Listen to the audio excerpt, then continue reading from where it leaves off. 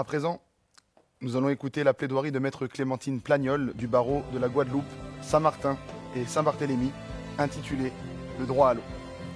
Bonjour maître. Bonjour. Petite question avant de démarrer. Tout d'abord, comment avez-vous eu connaissance de ce concours ?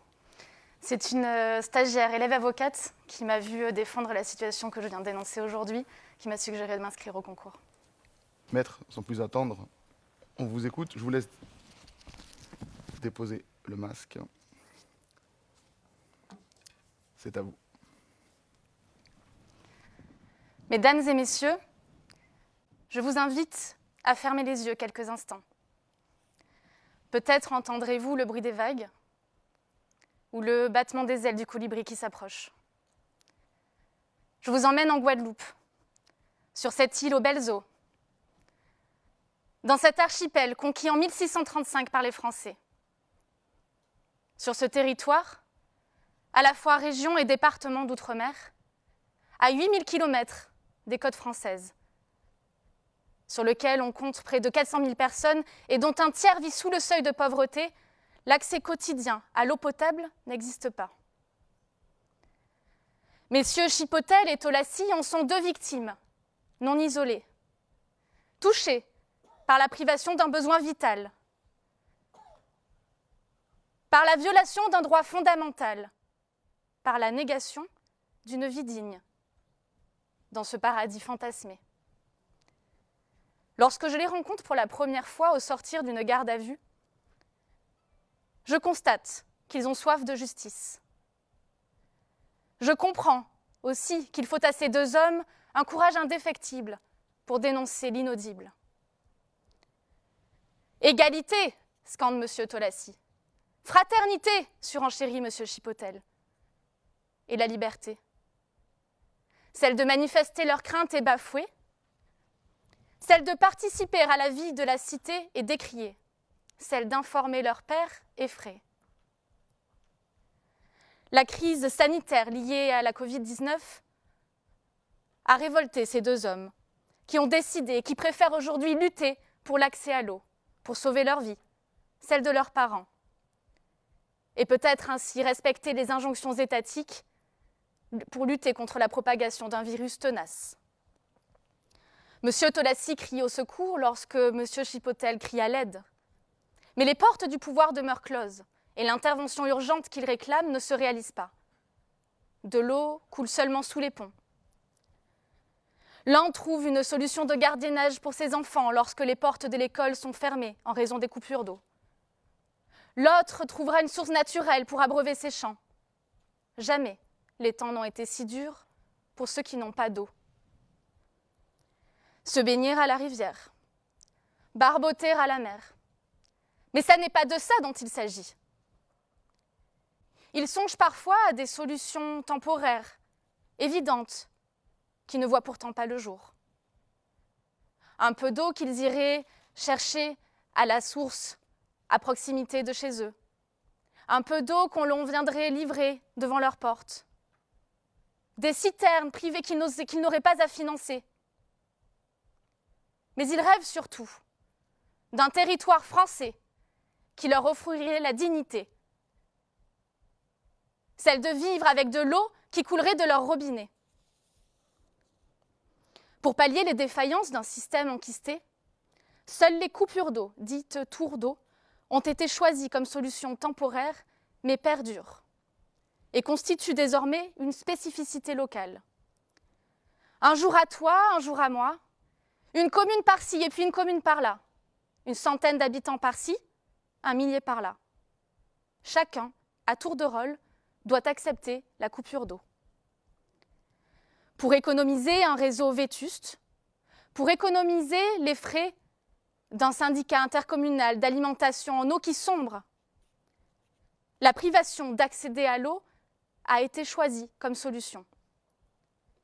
Messieurs Tolassi et Chipotel le savent, ils doivent payer leurs factures. Et pour autant constater que jamais une goutte ne tombera lorsqu'ils ouvriront le robinet.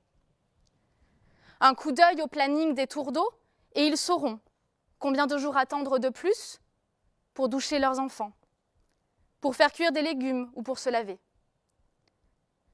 Parfois pire, l'eau sera coupée de manière impromptue, comme un couperet pour celui qui a soif. Comment alors ces coupures d'eau ont-elles pu s'instaurer comme un état de fait, comme une caractéristique de l'île? Si on ne la retrouve pas dans les brochures d'agences de voyage, les habitués le savent. Et les touristes qui viennent passer quelques jours sur l'île n'ont pas le temps d'en souffrir. Ils retrouvent le confort hexagonal et ne garderont qu'un beau souvenir de leur séjour ensoleillé, passé dans des hôtels, des complexes hôteliers qui, eux, peuvent s'offrir les réserves appropriées. Mais que laisse-t-on à ceux qui restent? Ceux-là mettent en place une logistique, une stratégie. Récupération d'eau de pluie, achat de bouteilles, stockage de récipients, déplacement à plusieurs kilomètres dans une commune qui aura de l'eau. La solidarité devient le mot d'ordre. C'est en main qu'à la vélote. Dans ce proverbe créole guadeloupéen, la solidarité, une main en lave une autre, veut tout dire. Sans cette solidarité, ou je dirais même cette confraternité, cette complicité entre Guadeloupéens, la vie serait impossible. Mais alors, est-il normal de devoir compter sur les autres plutôt que sur son pays pour boire à sa soif? Est-il normal que les nourrissons ne puissent être baignés et les personnes âgées soignées? L'eau est nécessaire pour subvenir aux besoins primaires. Ce n'est pas qu'un service rendu. L'épidémie mondiale a montré que sans hygiène élémentaire, les risques pour la santé étaient grands. La France a déclaré l'urgence sanitaire et les préfets de chaque région doivent mettre en place des mesures qui doivent être appropriées pour lutter contre la propagation de ce virus. Mais alors comment appliquer la première de ces mesures sanitaires, le lavage des mains lorsque l'on n'a pas d'eau? Messieurs Chipotel et Tolassi ne sont pas du genre à contempler la fin du monde. Ils ont plutôt choisi de donner la voix à ceux que l'on n'entend pas, et ainsi de dénoncer cet outrage à leur liberté, celle de vivre sainement en ayant accès à l'eau. Alors, ils se sont mis à chercher. Quelle surprise pour eux de découvrir que le droit à l'eau était bel et bien protégé par la loi. En France hexagonale, nul besoin de se servir des lois qui protègent le droit fondamental de chaque être humain à accéder à l'eau. L'eau n'est pas un sujet, ou bien à minima. La reconnaissance du droit à l'eau a permis d'interdire aux compagnies privées de pratiquer le lentillage à l'égard de ceux qui ne paient pas leurs factures. En Guadeloupe, la population paie sa facture pour ne pas avoir d'eau. Pire, entendez cela. L'eau qu'ils boivent est de mauvaise qualité. Chlordéconée. Est-ce que le choix est donné à celui qui a soif de boire autre chose que cette eau polluée qu'on lui offre avec parcimonie sur son île? Aucune alternative n'est présentée aux Guadeloupéens, pourtant protégés par les textes internationaux ratifiés par la France. L'Assemblée générale de l'Organisation des Nations Unies, en 2010, a pris une résolution en ce sens. Le droit à l'eau et à l'assainissement est un droit fondamental, essentiel à la pleine jouissance de la vie et à l'exercice de tous les droits de l'homme.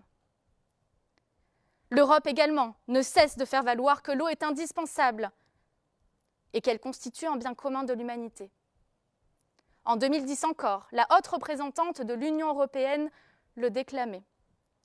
L'eau potable doit être disponible, physiquement accessible, d'un coût abordable et d'une qualité acceptable. Il n'en est rien pour les Guadeloupéens. Ceux-là ne peuvent s'émouvoir alors de l'eau qui est retrouvée sur Mars lorsque eux en sont dépourvus. Aimé Césaire disait qu'une civilisation qui s'avère incapable de résoudre les problèmes que suscite son fonctionnement est une civilisation décadente. Il disait qu'une civilisation qui choisit de fermer les yeux à ses problèmes les plus cruciaux est une civilisation atteinte. Qu'une civilisation qui ruse avec ses principes est une civilisation moribonde. Messieurs Tholassie et Chipotel ne sont pas de ceux qui l'acceptent et refusent cette décadence. Ils font connaître leur désapprobation et risquent ainsi souvent la détention. Ils sont devenus ennemis publics numéro 1 pour leur soutien aux manifestations lorsque les écoles sont fermées plusieurs jours durant en raison des coupures d'eau, pour leur participation aux barrages sur les routes dans des secteurs qui sont particulièrement touchés, pour les questions qu'ils posent aux représentants de l'État. Mais ils ne sont pas seuls à critiquer ce dysfonctionnement, cette carence et les conséquences pour la santé. Le ras-le-bol est généralisé et le sentiment de mépris s'accroît. Jusqu'alors, personne du côté de l'État n'entend leurs plaintes. Personne n'a répondu à leurs demandes. La situation vécue en Guadeloupe serait alors peut-être suffisamment originale pour faire office d'exception à toutes les lois susvisées. Et même aux directives gouvernementales en cas de désœuvrement. En 2017, une instruction ministérielle, dite « Plan Orsec eau potable », a prévu la mise en place d'un plan d'action en cas de perturbations importantes dans l'approvisionnement en eau potable. Sur la saisine de messieurs Chipotel et Tholassie, qui ont demandé l'application, le Conseil d'État a jugé qu'il ne pouvait être déclenché qu'en cas d'événement ponctuel, un séisme par exemple, et non dans le cas guadeloupéen, d'une situation certes catastrophique, mais qui perdure depuis des années. À croire que l'habitude étouffe le scandale. La plainte est donc vaine, alors que les doléances sont connues. Que faire du droit à la vie, du droit à la dignité, à l'intégrité, du droit à l'éducation ou du droit à un environnement sain? Même dans notre contexte d'urgence sanitaire, en plein confinement, il n'a pas été jugé utile de permettre aux Guadeloupéens d'avoir accès à l'eau potable. Au contraire, on a préféré les verbaliser lors de chacun de leurs déplacements pour accéder à leur point d'eau le plus proche. Comme s'ils devaient se résigner à s'arranger, à compter sur cette solidarité. Où est donc alors passé le principe d'égalité à l'origine du principe et de la départementalisation en 1946 ? James Baldwin suggérait de ne pas se noyer dans le passé, de l'accepter. Mais faire bon usage d'un passé colonial pour les deux hommes révoltés que sont messieurs Chipotel et Tholassie, c'est chose impossible. Ils espèrent que la France soit cet état de droit qu'elle veut être. Ils espèrent que les défenseurs des libertés d'ici et ceux d'ailleurs entendent le cri de la colère et se lèvent pour défendre le droit à l'eau.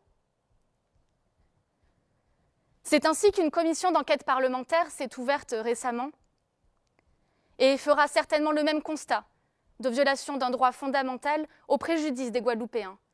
Mais elle donne un peu d'espoir vers le changement. L'eau, cette richesse, si pure et délicate que décrivait Antoine de Saint-Exupéry, les Guadeloupéens aussi veulent en jouir. Ils ne renonceront pas à leurs droits et ne se courberont pas face aux obstacles. Pour l'avenir de leurs enfants, pour la survie de leurs aînés, pour la fertilité de leur sol, ils continueront de tout donner au présent dans la lutte pour l'accès quotidien à l'eau dépolluée. Et à vous, mesdames et messieurs, je ne vous demande qu'une seule chose. Demain, lundi 22 mars 2021, journée mondiale de l'eau, pensez à eux, Guadeloupéens.